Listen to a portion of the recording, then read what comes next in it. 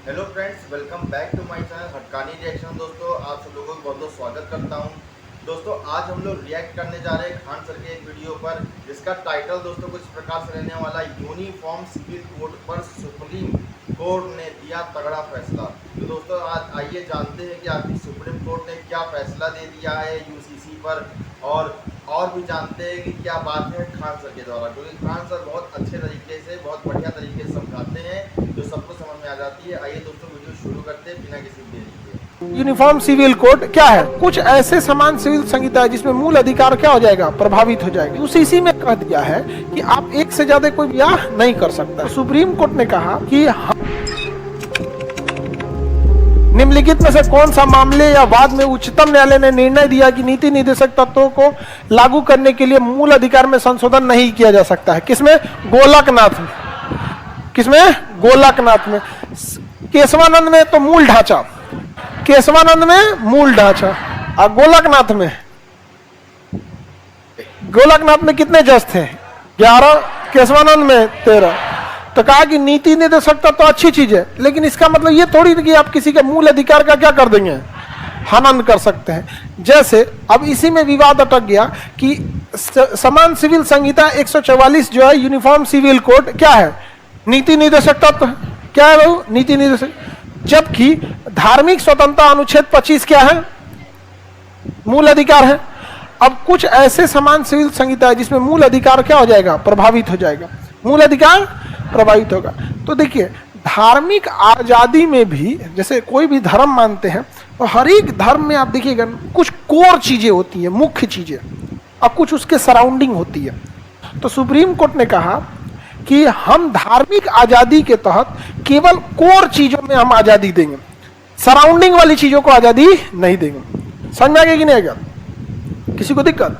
जैसे मूर्ति पूजा हिंदू धर्म का एक कोर सब्जेक्ट है, कोर चीजें हैं, लेकिन उसकी सजावट अलग अलग, प्रथा अलग होगी। दशहरा बिहार में अलग होगा, बंगाल में अलग होगा, तो ये सराउंडिंग हो जाती है। जैसे इस्लाम धर्म में नमाज पढ़ना ये कोर चीज है, लेकिन उससे इर्द गिर्द भी बहुत सारी सराउंडिंग चीजें हो रहती हैं यहाँ पे। तो उसने कहा कि हम कोर चीजों को ही क्या करेंगे, सुरक्षा देंगे।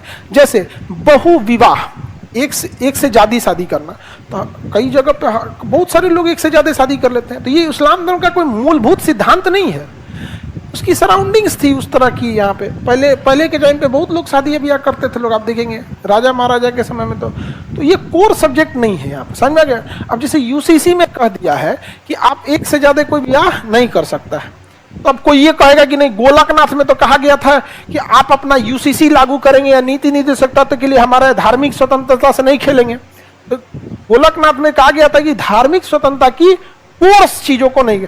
तो वैसे रोजा रखना, नमाज पढ़ना, हज यात्रा करना, जकात देना, फितरा देना, ये इस्लाम धर्म का क्या है, कोर चीज है।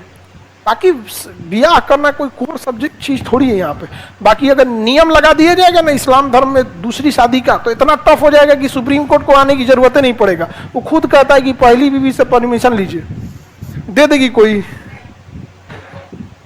हाँ, इक्वल खुश रखना है दोनों को, कभी इक्वल खुश रह सकती है। हाँ, रकीब और सौतन तो कभी खुशे नहीं हो सकते हैं। सौतन और रकीब एक ही चीज, मतलब महिला के लिए सौतन, जैसे सौतन मतलब हो गया ना, महिला के लिए जो सौतन होती है ना, पुरुष के लिए वही रकीब हो जाता है।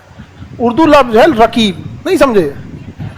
जैसे किसी महिला है, उसका पति अगर किसी दूसरी महिला से प्रेम कर रहा है, तो वो दोनों महिला आपस में क्या हो जाएंगी, सौतन।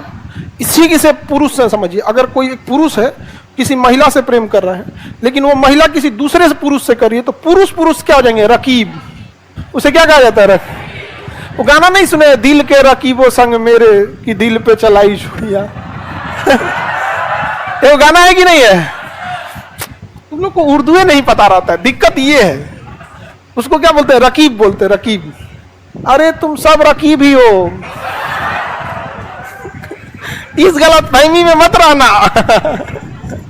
सब उदास हो गया सब बेचारा। दोस्तों, इसे खान सर ने एक काफी हद तक एक मोटा जानकारी दे दिया है कि अगर किसी को लगता है कि हमारे जो मौलिक धर्म है, जो हमारा मौलिक अधिकार है, उसको अगर छीन लिया जाएगा यूसीसी के तहत, तो ऐसा नहीं होगा।